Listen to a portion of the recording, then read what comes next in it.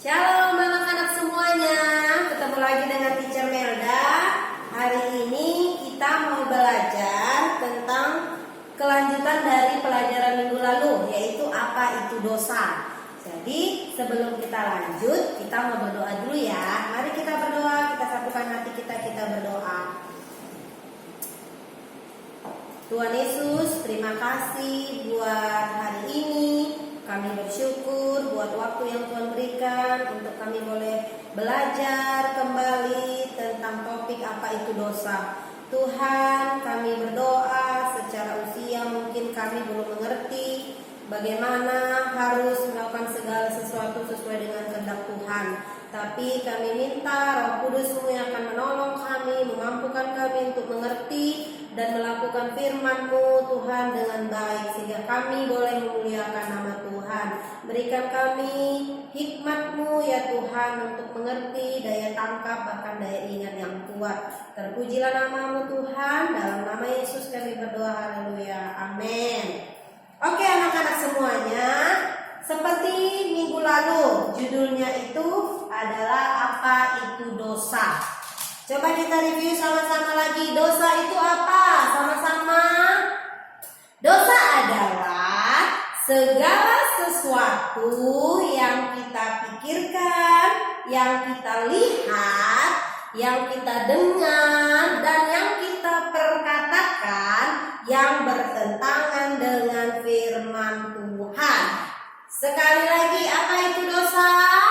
Dosa adalah segala sesuatu yang kita pikirkan, pegang pikirannya.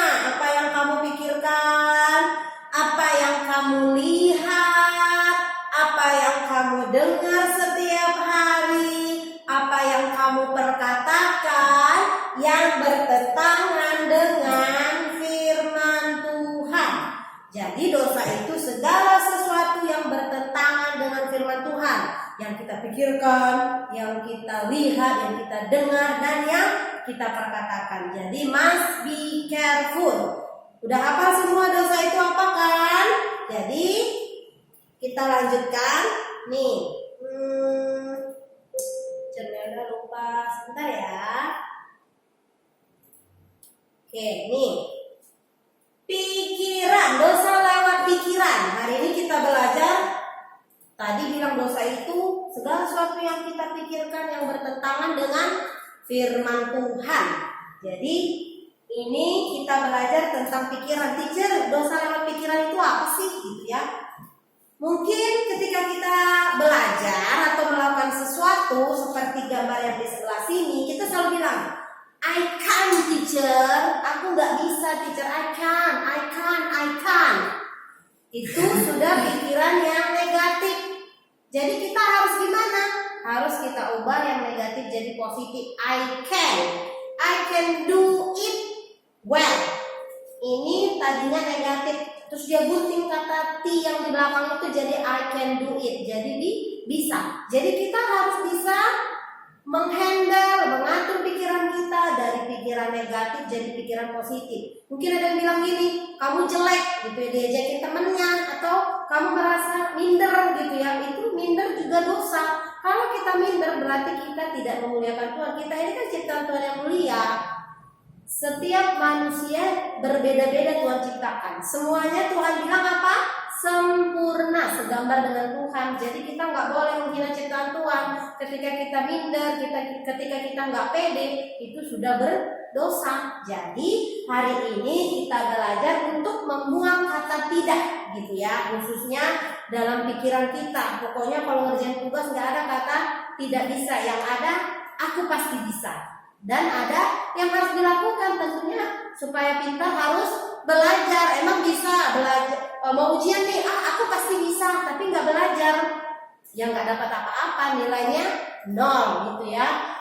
Atau mungkin disuruh papa mama ngerjain sesuatu, aku nggak bisa ma, tapi belum dicoba gitu. Itu tidak boleh. Jadi pikiran itu juga harus positif. Nih, kalau orang yang pikirannya positif, otomatis kelihatan dari hidupnya, kelihatan dari wajahnya, dia pasti selalu smile. Coba semuanya wajahnya senyum. Kayak Teacher Melda. senyum, hidupnya bahagia. Kalau kita bahagia tentunya memuliakan nama Tuhan. Jadi kalau orang yang pikiran itu sehat pasti bawaannya happy aja.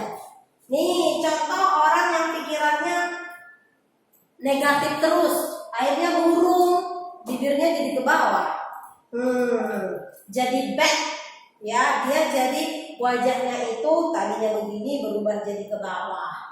Jadi kita belajar untuk berpikiran positif supaya tidak berdosa. Nih penglihatan lewat mata. Nih ada gambar mengintip, intip. Teacher itu ngintip apa ya?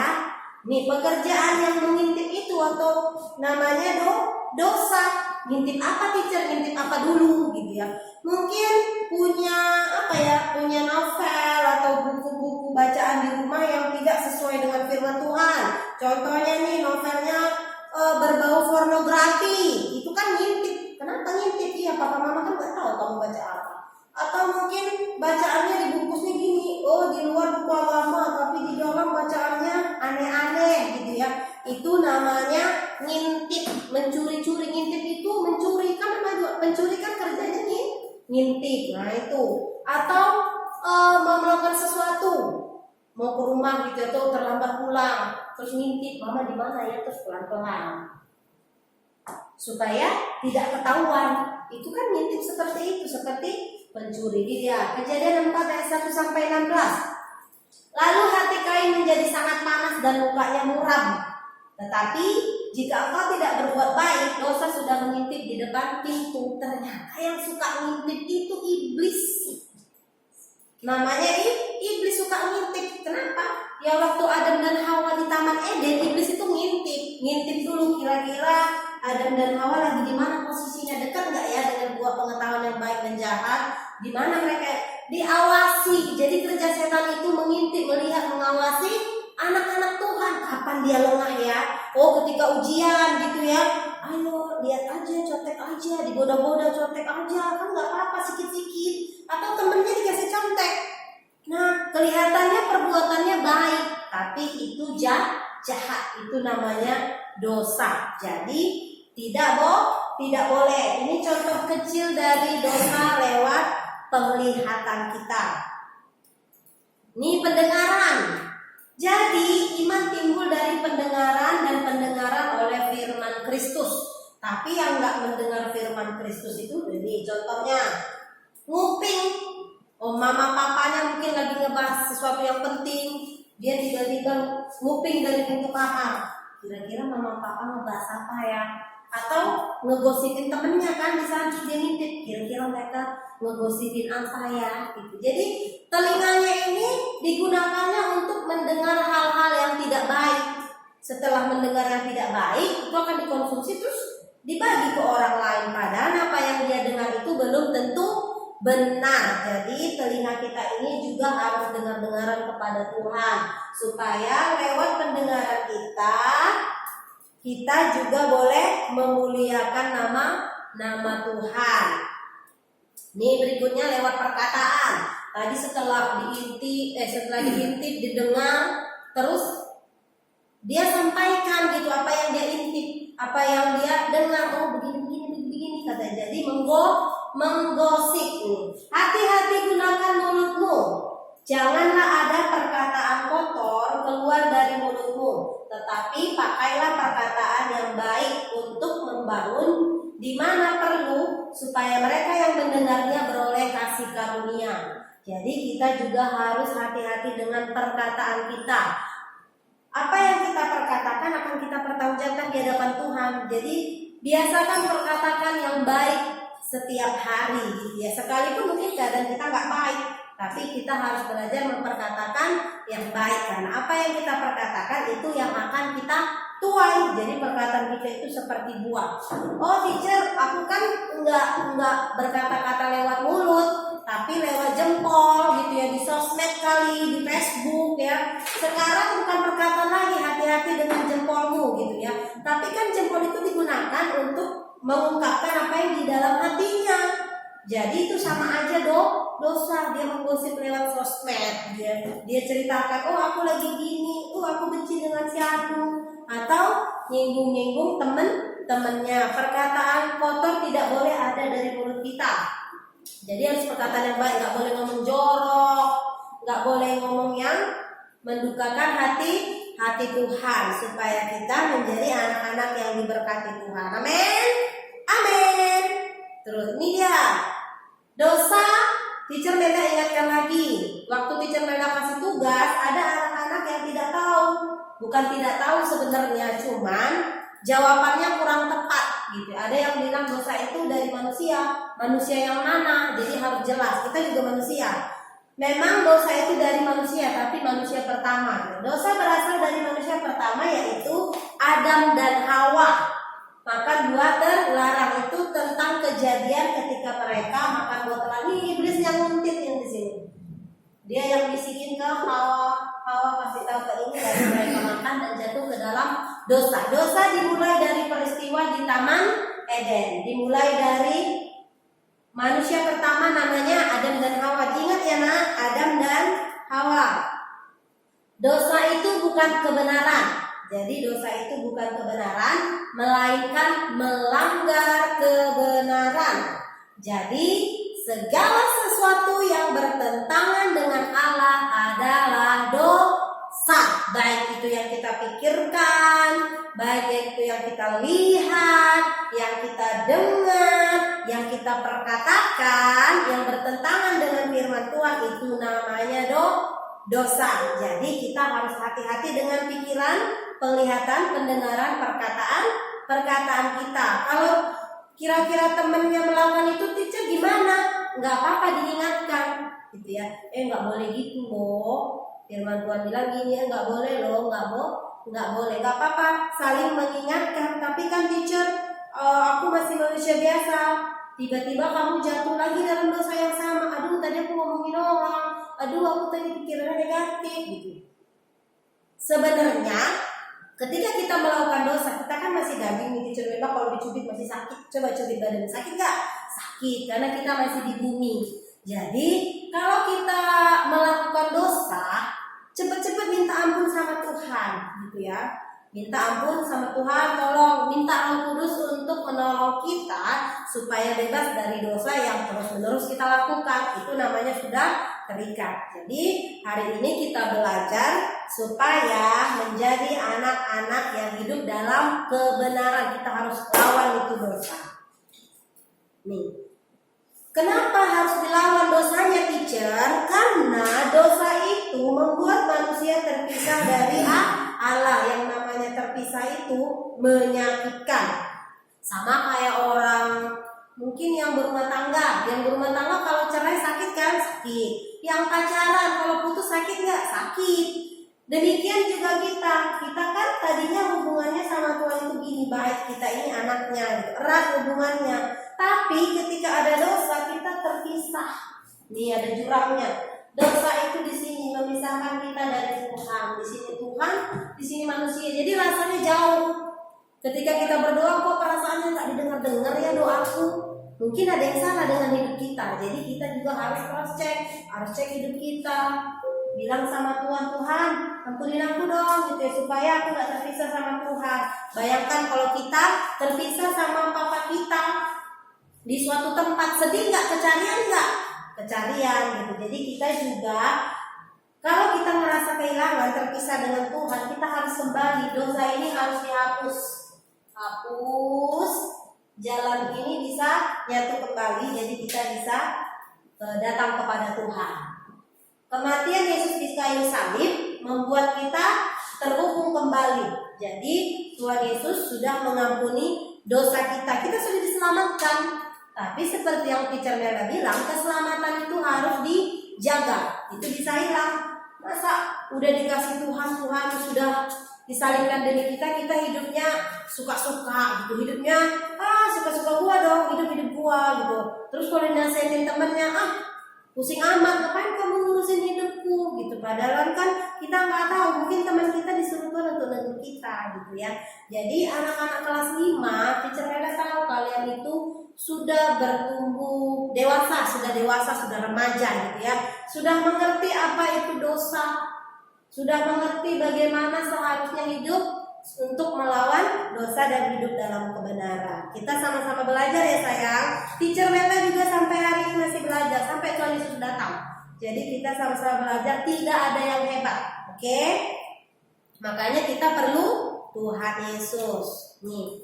Kita baca sama-sama Yesaya 59 ayat 2. Tetapi yang merupakan pemisah antara kamu dan Allahmu ialah segala kejahatanmu, dan yang membuat dia menyembunyikan diri terhadap kamu sehingga ia tidak mendengar ialah segala dosamu. Jadi sebenarnya yang memisahkan kita dari Tuhan itu kejahatan kita. Apa kejahatan kita, teacher? Tadi yang teacher Melda katakan, kejahatan yang kita buat lewat pikiran kita, lewat mata kita, lewat telinga kita, lewat apa yang kita perkatakan, bahkan hati kita. Jadi kita hari ini belajar untuk menjaga hidup kita kudus di hadapan Tuhan. Nanti pasti Roh Kudus tolong, kan aku masih kecil teacher, aku nggak paham. Nanti setelah ini kamu boleh berdoa sama Tuhan, baca lagi materinya, terus kamu berdoa sama Tuhan, minta Roh Kudus ngajarin kamu, ini maksudnya apa ya? Yang seperti apa Tuhan? Kira-kira aku melakukan dosa apa ya lewat pikiran atau lewat mata? Apa yang kulihat? Kira-kira lewat telingaku, lewat perkataanku apa ya?